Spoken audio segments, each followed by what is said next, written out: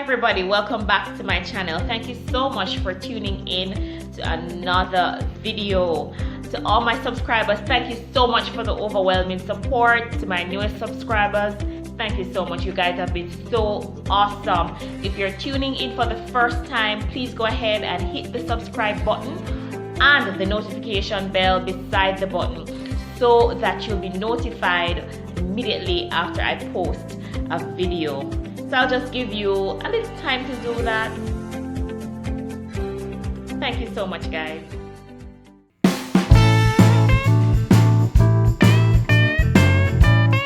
So today I want to share with you 10 tips based on my experience, based on my knowledge, that will help you to grow healthy, long, and strong natural hair.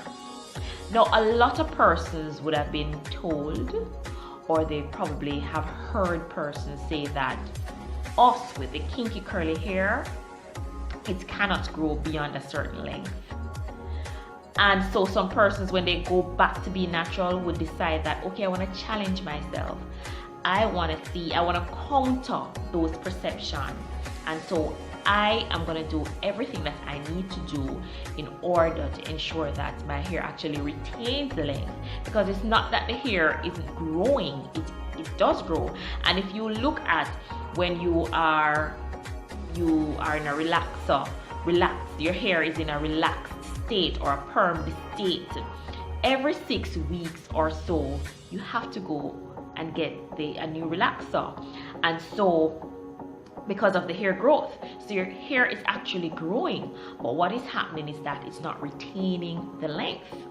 It means that you're probably not doing, or not probably, you're not doing what you need to do to retain the length.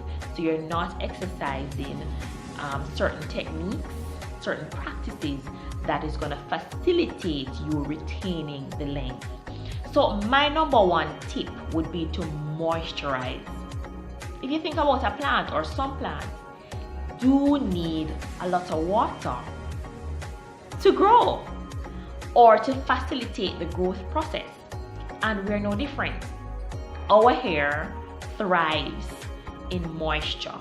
And I'll tell you this as well, because of how the curls are tightly coiled, or how they're coiled, the pattern, not everybody's hair will benefit from the natural oils coming from the scalp, will benefit from the oil running all the way down to the ends of the hair. And if you think about like a spring, you know, you can just compare that or liken it to our coils.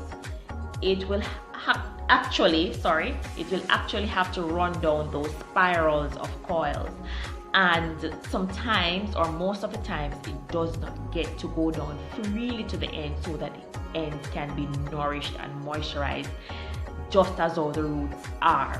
So you find that we have to assist that process, so we tend to add moisture, and in my opinion, water is the best form of moisturizer. So you want to be adding your water to ensure that all of the hair is actually moisturized to facilitate this retaining length process. Now, there are other things that I add to my water. So I tend to spritz my hair whenever I moisturize.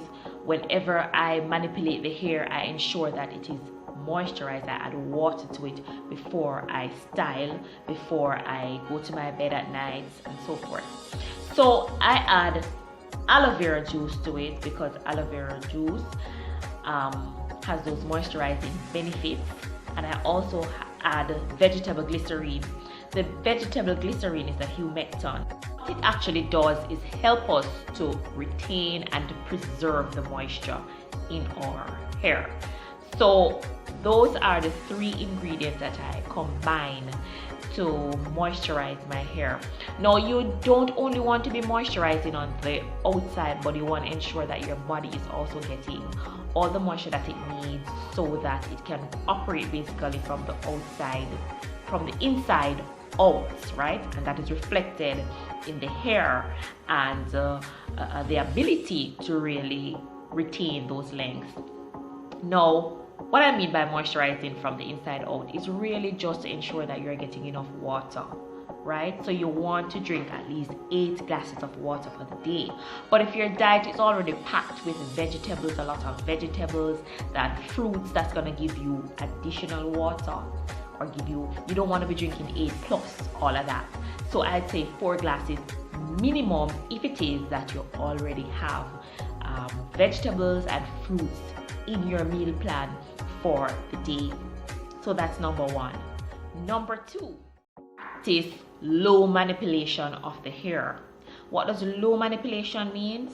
It means that you're not going to be pulling a comb through it, a brush through it. You're not going to be styling your hair. It's going to be at gentle. You're going to be doing it gently. Looser styles, not doing your hair when you're upset, when you're in a rush, because that is going to lead to high manipulation. So you're going to want to deal with the hair very if for want of a better word, rough. And we want you to be gentle on the hair. So if you're going to be doing your high buns, if you're going to be doing your low buns, you're going to be doing your updos, you want to ensure that those are pulled up or pulled back loosely.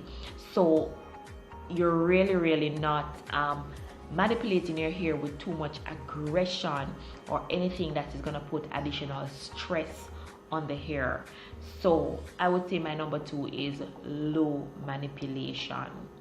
Number 3, and if you see me looking there, I'm actually referencing the information I have here. So number 3, I would say, do not practice leaving out your hair for long periods of time, if any at all. So you're going to want to be twisting it up, or maybe putting plaits in there, or cornrows. So even if you're styling the hair, you want to do like a 2-strand twist and get your section in clips, just to get those sections that you're not treating with out of the way until you're ready for them. So for instance, you come in and maybe the style that you were wearing, you probably need to loosen that up a little. If you're going to be pulling your ponytails out or whatever you had used to style it, hairpins, whatever, you want to take those out, pull on the style, but instead of leaving your hair free so that the air passes through and actually cause the hair to go into a tangle, you want to stay away from that. So my advice is to actually just grab the hair into maybe 2 sections and just put a big plait in there, or a big twist, or a big cornrow. So you want to keep the hair in a stretched state as much as possible. Don't leave it loosely to hang and for the air to actually go through and bring it into a tangle. You want to keep it in a stretched state for as long as possible. So do not leave your hair hanging loosely or out loosely for that to happen. My number 4 would be cover your hair at night, or to cover it from the harsh elements. So let's start with the cover your hair at night, or not even at night, but whenever your hair is going to come into contact with anything at all that's going to pull the moisture out, that's going to cause it to break, I would say you need to be putting some protective covering over it. So if we look at the at night situation, remember we said you can use your silk scarf or your satin bonnet. You want to ensure that all the hair is actually covered with that to protect it from the elements. And I did a video on this already. I'll just post the card somewhere on the screen and you can reference that, right? So I don't really want to be going into too much of that, but you want to protect your hair, cover your hair at night, cover your hair. So if you're going out, harsh weather conditions, also you want to ensure that you wear something in there on there that protects your hair. And I would recommend your silk scarf or your satin bonnet. As I said in a previous video, there are some really creative ways that you can do your turbans, your head wraps, to really make it look presentable and attractive just the same. I've had situations where I'm actually doing a deep moisturizing treatment, and I actually put my plastic cap over my head, and then I use a silk scarf and I do a nice turban, and nobody knows that it's under there, and it's getting the deep conditioning that it needs, and it's also protecting my hair as I go out.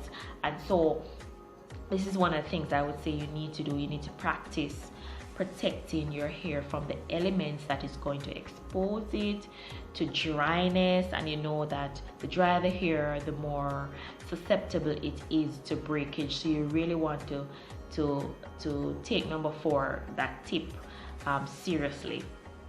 Number 5, active styling. Yes, I know this is something that we hear a lot in the natural hair community, and it does work. Some persons like it, some persons don't like it, but it works. I've proven that it works because I've actually practiced it and saw the results. And during my neglectful stage, I've seen what not wearing a protective style can do to the hair. A protective style, by my definition, would be any styling of the hair that doesn't put stress on your edges and it doesn't put stress on the ends of your hair, right? That's the ends of your hair, the oldest, the weakest. So those are like your babies, and you don't want to be twisting and combing and brushing those ends too much. So you want to be hiding those ends from the elements. It means that this style you're going to be wearing for an extended period of time. I would say at minimum 1 week. That's what I would say. 1 week minimum to call it a protective style. So this is a style that you're going to be wearing minimum 1 week. You're still going to be moisturizing at nights, or whenever it is you do your moisturizing, maybe twice per day, because I know definitely at nights we must moisturize. That's one of the things I would recommend. So yes, so you still want to be moisturizing, so it's just a matter of moisturizing and putting back the hair in position, waking up the next morning, removing, moisturizing again, and you go on. So a protective style can be an updo, a loose updo, a loose low bun. It could be braiding your hair, adding extension to the hair. It could be a wig that you're wearing over the head. And so these are some examples of protective styles that you can do. But the idea is that it's not going to be a style that you're going to be pulling down at night and putting up the next morning for work or for going out. You want to ensure that at least minimum a week, this hairstyle is going to be in the same set styling for at least a week. So there you have it, guys. This is the end of part 1. What is wrong with me? The end of part 1. And so stay tuned for part 2. But in the meantime, I just want to remind you to comment. Feel free to share this video with somebody who you believe can benefit from it. Like. And also, as always, you need to subscribe, because that's how you're going to be getting the information. That's how it keeps coming to you. So stay tuned for part 2, and thanks for watching.